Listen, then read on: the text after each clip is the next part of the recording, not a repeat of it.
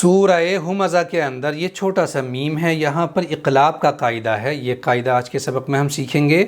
ہا اور ہا میں کیا فرق ہے، طا اور تا میں کیا فرق ہے، آج کے سبق میں یہی سب چیزیں سیکھیں گے۔ کلا لینبذن فی الحطمہ، اس نون پر اقلاب کا قاعدہ ہے۔ اقلاب کا مطلب ہوتا ہے بدلنا۔ اقلاب کا قاعدہ بننے کے لیے یہ دو شرطیں ہونی چاہیے۔ پہلی شرط کے اندر یہ چار چیزیں آتی ہیں، دو زبر، دو زیر، دو پیش اور نون ساکن۔ دوسری شرط میں آتا ہے با۔ یہاں پر دیکھتے ہیں اقلاب کی یہ دونوں شرطیں یہاں پر موجود ہیں یا نہیں ہیں۔ نون ساکن آ گیا ہے یہاں پر پہلی شرط میں سے، نون ساکن کے بعد میں با آ گیا ہے اقلاب کی دوسری شرط میں سے، اس لیے یہاں پر اقلاب کا قاعدہ بن چکا ہے۔ اقلاب کا قاعدہ جہاں بھی بنے گا وہاں ان دو چیزوں کا دھیان رکھتے ہوئے پڑھیں گے۔ نمبر ایک، نون کو میم سے بدل کر پڑھیں گے۔ یہ جو نون ساکن ہے اس نون کی جگہ ہم یہاں میم پڑھیں گے۔ اقلاب کا مطلب ہی بدلنا ہوتا ہے۔ اب ہم یہاں اس طرح سے نہیں پڑھ سکتے یا نون پیش یون، اب ہم کیسے پڑھیں گے، یا میم پیش یم، ٹھیک ہے جی۔ نمبر دو، غنہ اور اخفا کے ساتھ پڑھیں گے۔ غنہ کا مطلب ہوتا ہے گنگنانا، اخفا کا کیا مطلب ہے، اخفا کا مطلب ہے چھپانا۔ اس میم کو ہم ناک کے بانسے کے اندر چھپا کر کے پڑھیں گے۔ دونوں چیزوں کا خیال رکھتے ہوئے کس طرح سے پڑھنا ہے یہاں پر، کلا لینبذن،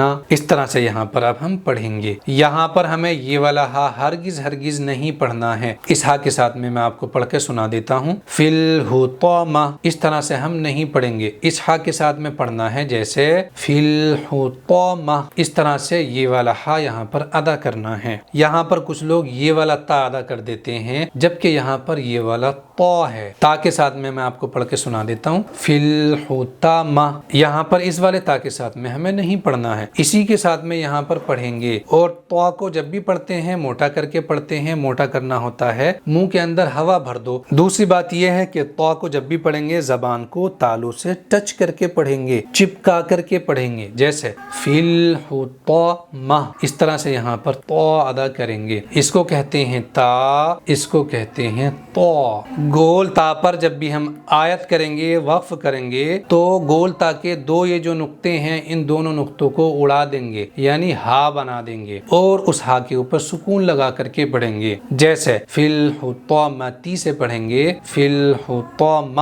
اس والے تا پر اگر ہمیں آیت کرنی ہے تو پھر اس کے نقطے نہیں اڑائیں گے، اس کے نقطے رہنے دیں گے اور صرف اس کے اوپر سکون لگا کر کے پڑھیں گے۔ یہ والا جو رول میں نے بتایا ہے یہ رول صرف گول تا پر اپلائی ہوگا۔ ویڈیو آپ کو کام کی لگی ہو اور اچھی لگی ہو تو چینل کو سبسکرائب کر لیجئے۔